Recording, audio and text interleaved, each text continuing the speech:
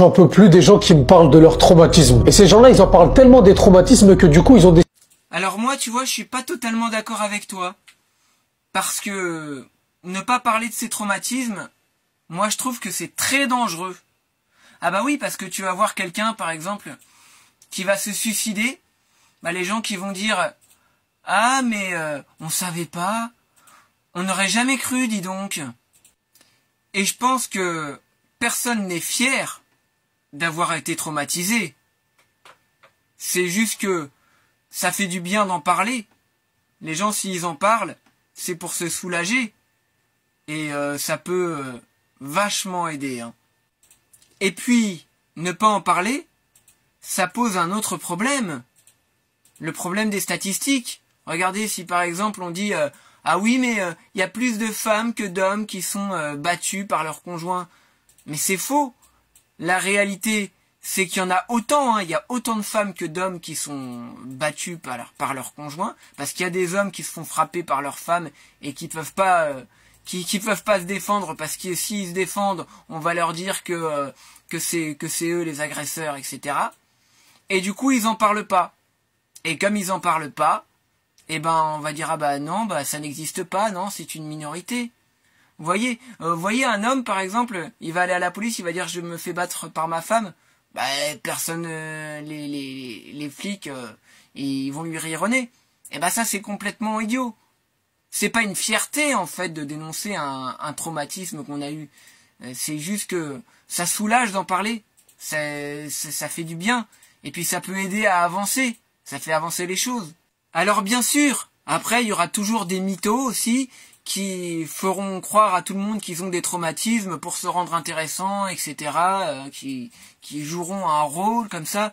Mais il faut pas croire que tous ceux qui parlent souvent de leur traumatisme parce qu'ils en ont besoin, il faut pas croire que tout cela, ils le font par fierté ou pour se donner un genre ou non.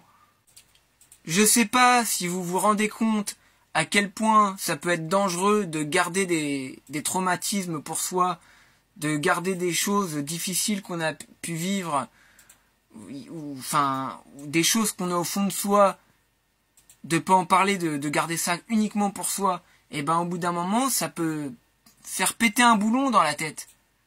Et c'est là que c'est très très dangereux. On peut pas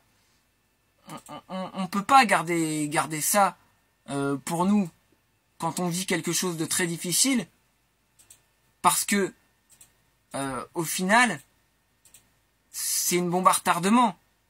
Parce qu'un jour ou l'autre, ça finit par sortir. Quoi qu'il arrive, de toute façon, ça finit par sortir. Alors quoi, il faut laisser monter le truc comme une cocotte minute et attendre que ça explose? Ou il faut en parler avant que ça fasse des dégâts? En revanche, il y en a qui sont fiers, mais pas dans le bon sens. Il y en a qui sont fiers de créer des traumatismes chez les gens. Il y en a, par exemple, sur les réseaux sociaux, qui se réjouissent d'avoir créé des séquelles psychologiques chez des personnes. Et ça, c'est dégueulasse. Et ça, on le voit, ça. Ça, c'est visible. Seulement, les gens qui font ça, par exemple, ils sont cachés derrière leur téléphone, dans leur canapé, on voit jamais leur tête, etc. Ça aussi, on peut en parler. Et la personne qui est chez elle, seule chez elle, et qui reçoit ça, et après, elle n'en parle pas parce qu'on va lui dire non, faut pas parler de ses traumatismes ou quoi que ce soit. Mais elle, ça peut aussi agir comme une cocotte minute, hein. Et ça peut aussi exploser à un moment donné.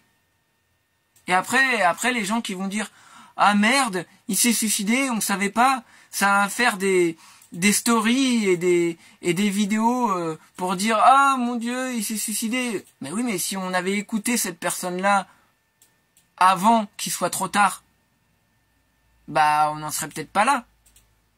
Enfin, moi je vois le problème de cette manière. D'ailleurs, il y a des petits dernièrement qui se sont suicidés. Et effectivement, il y a des petits qui se sont suicidés.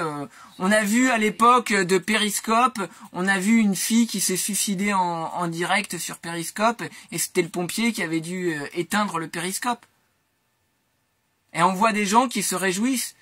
Je voyais, il y avait un mec, une fois sur Periscope à l'époque, il a eu un accident de voiture en live sur Periscope, et les gens qui se réjouissaient dans les commentaires. Et moi j'ai vu ça, mais je me suis dit, mais dans quel monde on vit?